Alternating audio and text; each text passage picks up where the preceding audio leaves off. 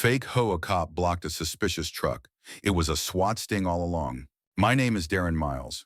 I lead tactical ops for a multi-jurisdictional SWAT task force, and for the last 6 months, I've been living undercover in the quiet suburb of Greenwood Springs. At least, it looked quiet. Beneath the tidy lawns and matching mailboxes, there was something off, something rotten.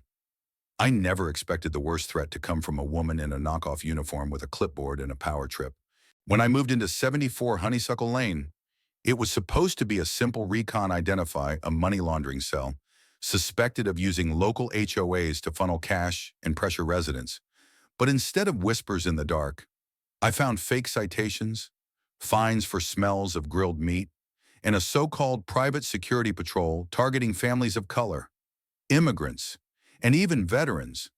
They called her Karen Adler, self-proclaimed Director of Civic Compliance. She had no legal standing, no contract with the city, just a forged HOA charter and a $300 vest from a surplus store. But what she did have was control over frightened neighbors, scared silence, and a few ex-military hotheads dumb enough to believe they were the law. I kept my head down, built trust, watched, collected footage. Then came the day that blew it all open. It was Tuesday morning when we got the go-ahead. After weeks of evidence, our federal partners greenlit a full-scale sting. My team prepped in an unmarked box truck, modified matte black, running cold with no plates.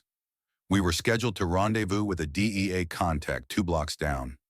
But Karen had other plans. Around 10:18 a.m., her so-called HOA patrol unit, a beat-up SUV with magnetic decals, cut us off mid-intersection, screeching sideways like she was on an episode of Cops. She leapt out with a cheap radio, yelling into it like backup was coming. "You stop the vehicle," she barked, gesturing at our truck. "This is a suspicious unit. You're in violation of neighborhood movement protocols." I almost laughed, but protocol kicked in. Inside, we froze. My comm lit up with static. Orders stand by. No breach unless she escalates. Then Karen did the one thing we couldn't ignore. She reached behind her and pulled a Glock. Our driver radioed, weapon drawn, civilian threat. Advised seconds later. I heard the 2 words I'd been waiting for. Go loud. The rear doors burst open. I was first out, vest tight, helmet down, AR low but forward. 6 of us fanned out. Voices crisp, federal officers, "Drop your weapon." Karen spun, her face drained white.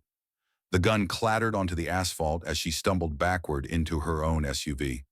From the surrounding porches, neighbors screamed, phones came up, cameras rolling. Karen dropped to her knees. Her voice broke.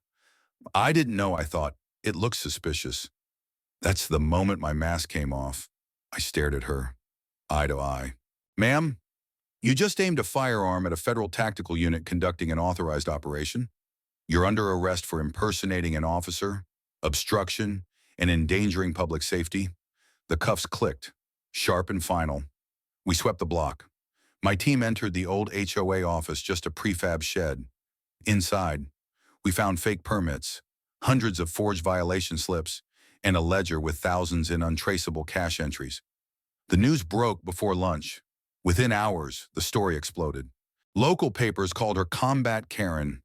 National outlets played the video on loop, Karen pointing her gun at the truck, then collapsing when she realized she'd messed with the wrong team. Residents began speaking out. One woman sobbed on camera, saying she'd paid over $5,000 in compliance fees or risked property seizure, all lies Karen had invented. Another couple revealed their teenage son was ticketed for skateboarding after school. A Navy veteran confessed he'd been fined for flying a flag. The mayor stepped in. The city officially declared the HOA charter fraudulent. All pending citations were nullified, and every member of Karen's task force was summoned for investigation. But Karen, she wasn't done fighting. She tried to sue, claimed entrapment, harassment, emotional distress. Her lawyer tried to paint her as a patriot, doing the job cops refused to do. Didn't last a week. Under oath, the forged IDs, the fake contracts, the stolen HOA seal all came out. She broke down on the stand, screaming that she just wanted order. that people don't follow rules unless they're afraid. The judge's response was ice. This court does not recognize fear as a legal justification for delusion. She was sentenced to 2 years in federal custody. But the real sentence. She became a national punchline. Memes, late-night segments, even a parody SNL sketch. This van suspicious? Or am I just paranoid in Greenwood Springs? Things began to shift. Real town halls returned. Veterans were honored, not harassed. The grill-outs resumed. I stayed an extra 2 months to oversee the transition, but eventually, my work was done. As I packed up the last box, a boy on a scooter rolled past, grinning. "Hey, my dad says you're the reason we can ride again." I smiled. Tell your dad he's the reason we keep riding. Some people think order comes from control. I've learned it comes from trust. Karen brought fear in a fake badge. We brought daylight, and justice walked out of that truck.